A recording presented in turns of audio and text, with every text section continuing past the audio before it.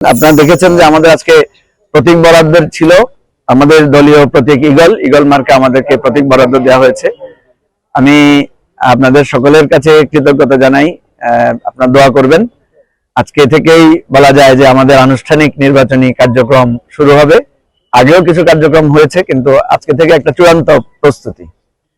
তো আমি খুবই আন্তরিকভাবে কৃতজ্ঞ যে আমার সাথে আজকে আমার মুরব্বী, শুধু আমার মুরব্বী না, ফেনীর গণমানুষের প্রিয়জন, অত্যন্ত আপনজন শ্রদ্ধেয় অধ্যাপক লিয়াকত আলী ভূঁইয়া স্যার, উনি আজকে এখানে উপস্থিত আছেন। আমাদের ফেনী জেলা আমির আব্দুল হান্নান ভাই এখানে আছেন। এখানে আমাদের জেলার সেক্রেটারি, তারপরে এবি পার্টির নেতৃবৃন্দ, এনসিপির নেতৃবৃন্দ, খেলাফতের নেতৃবৃন্দ, আমাদের 10 দলীয় যে নির্বাচনী ঐক্য সেখানকার নেতৃবৃন্দ আছেন, স্থানীয় গণ্যমান্য ব্যক্তিরাও আছেন। আমরা মনে করি যে একটা পরিবর্তন খুব একটা কঠিন কাজ, কিন্তু কেউ না কেউ এই পরিবর্তনের কাজটা শুরু করতে হয়। আমরা পরিবর্তনের কাজটা শুরু করেছি, অনেক লড়াই বাকি আছে আমাদের। আমরা একটা সংস্কারের জন্য কাজ করেছি, আপনারা জানেন। ঐকমত্য কমিশনে আমরা দীর্ঘ সময় ধরে যুক্তি তর্ক দিয়ে আমাদের সংস্কার কেন দরকার, সংস্কারের বিষয়টাকে আমরা সামনে এনেছি। পাশাপাশি আরেকটা বিষয়, সেটা হচ্ছে জুলাই সনদ, যেটা আমরা তৈরি করেছি, যেটাকে আমরা মনে করছি যে আমাদের সংস্কারের একটা মৌলিক কার্যক্রম শুরু হবে এটার মধ্য দিয়ে।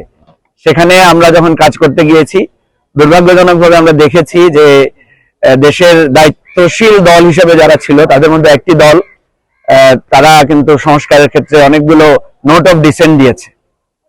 তো এই নোট অফ ডিসেন্টের কারণে আমাদের সংস্কার কার্যক্রমটা কিছুটা বিলম্বিত হয়েছে, কিছুটা আশঙ্কা বা আশঙ্কার মধ্যে পড়েছে।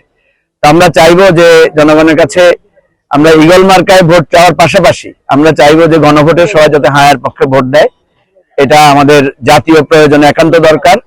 আর আমরা 10 দলের পক্ষ থেকে এখানে আমাদের মার্কা ঈগল, এখানে যে যে দলের আছেন, অর্থাৎ যারা দাঁড়িপাল্লার সমর্থক, যারা শাপলাকলির সমর্থক, যারা রিক্সা, তারপরে আপনার বটগাছ, তারপরে দেয়ালঘড়ি, এই সবার পক্ষ থেকে আমরা চাই যে ঈগলের পক্ষে আপনারা রায় দিবেন। আমি নতুন মানুষ, লিয়াকত ভাই এখানে একেবারে গণমানুষের সাথে উনি সম্পৃক্ত ছিলেন, ওনার স্নেহ দোয়া আমাদের কাছে সবসময় ছিল। এবং আপনারা জানেন যে 10 দলের যে সিদ্ধান্ত, সেই সিদ্ধান্ত তিনি অকপটে গ্রহণ করে উনি যে ত্যাগের নজির স্থাপন করেছেন। আমরা চাই আগামী দিনে ফেনীর নেতৃত্বে উনি সবার মুরব্বী হিসেবে থাকবেন। 3টা আসনের আমাদের যে নির্বাচন, সেই নির্বাচনের তত্ত্বাবধান উনি সঠিকভাবে উনি করবেন।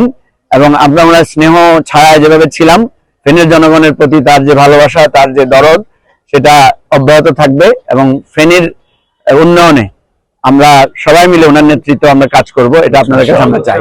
তো সবাই দোয়া করবেন। সবাইকে অনেক ধন্যবাদ। আসসালামু আলাইকুম।